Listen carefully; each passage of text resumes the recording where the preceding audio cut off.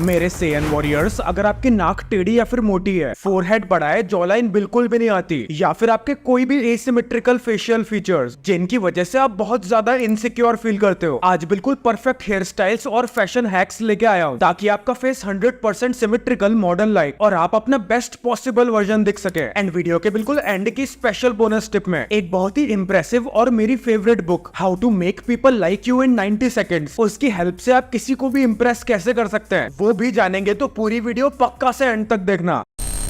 Number first, you have big year. Big years को लेके insecurity के बारे में तो मेरे को बहुत ज्यादा कमेंट्स में पूछा जाता है, तो बिल्कुल स्ट्रेट टू द पॉइंट इसके सोल्यूशन की बात करते हैं। अगर आपके बड़े या फिर बाहर की तरफ पॉइंटेड ईयर्स हैं, इस केस में अगर आप साइड से बहुत छोटे या फिर साइड से फेडेड हेयर स्टाइल रखोगे तो कान और भी ज्यादा बड़े दिखाई देंगे। इसलिए किसी भी हालत में आपको साइड्स मीडियम, जहां तक हम टॉप एरिया की बात करें तो उधर आप हमेशा वॉल्यूम वाली हेयर स्टाइल्स प्रेफर करना, ताकि सबका अटेंशन आपके कानों से हटके आपकी हेयर स्टाइल पे जाए। साथ ही साथ आपकी जो कलमे या फिर साइड बर्न्स हैं, अगर आप बियर्ड रखते हैं तो बिल्कुल बियर्ड के कंटिन्यूटी में रखना, या फिर साइड बर्न्स को थोड़ा सा लंबा करके उनमें एंगुलर शेप दे देना, ताकि उनकी वजह से अगेन आपके कानों से नजर हटे। तो इन सब पॉइंट्स का ध्यान रखते हुए ऑल इन ऑल आप पे क्विफ, पोम्पाडोर, टेक्सचर्ड साइड पार्ट और मुलेट हेयर स्टाइल बेस्ट लगेगी। आप इनमें से कोई भी रख सकते हैं। इसके अलावा आप ग्लासेस भी पहन सकते हैं, वो भी आपके साइड के एरिया के बाल और कानों के बीच का जो डिस्टेंस है वो डिस्टेंस छुपा देगा, फेस को सिमेट्रिकल बनाएगा। तो 0 नंबर के ब्लू लाइट प्रोटेक्टिंग ग्लासेस आप डेफिनेटली पहन सकते हैं। नंबर सेकंड, क्रूकेड या फिर बिग नोज। नोज फेस के बिल्कुल सेंटर में होती है, तो सबसे पहले नजर उस पे जाती है। बट अगर आपकी नोज बहुत ज्यादा ब्रॉड या फिर क्रूकेड है तो उसके लिए या तो आप नोज सर्जरी करवा के उसे सही कर सकते हैं, जो कि बहुत महंगा प्रोसीजर भी है और मैं बिल्कुल रिकमेंड नहीं करूंगा। तो इसके ऑल्टरनेटिव फैशन एंड ग्रूमिंग वाले सोल्यूशन के लिए आप इस केस में कोई भी हाई वॉल्यूम हेयर स्टाइल और उसके साथ कोई भी बियर्ड स्टाइल का कॉम्बिनेशन रखेंगे तो डेफिनेटली किसी का भी ध्यान आपके नोज से हट जाएगा और फेस कहीं ज्यादा सिमेट्रिकल दिखेगा। ये सारी हेयर स्टाइल्स आप पे बेस्ट लगेंगी। और बियर्ड स्टाइल्स के लिए आप स्टबल या फिर कोई भी थिक बियर्ड रख सकते हैं। इनके साथ आपको ऐसे आई वेयर यूज करना है जो अप्रोक्सीमेटली आपके नाक के सेंटर तक आ रहे हो और जो बहुत ज्यादा शॉर्ट या फिर बिग न हो। ये भी बहुत अच्छे से आपके नोज की एसिमेट्री को छुपा देंगे। इन सब के अलावा आप कोई सटल इयरिंग भी पहन सकते हैं, उससे भी अटेंशन आपके कानों पे चला जाएगा। Number third, asymmetrical jawline. Asymmetrical jawline के अलावा भी अगर आपकी डबल चिन या बिल्कुल भी जॉलाइन नहीं आती और आप इस चीज से इनसिक्योर हो तो इसका सिंपल सोल्यूशन है, आप अपने फेस पे बियर्ड ग्रो कर लो और उसमें भी आपके जो चीक की लाइंस होंगी वो अपनी जॉ लाइन से बिल्कुल पैरेलल रखना।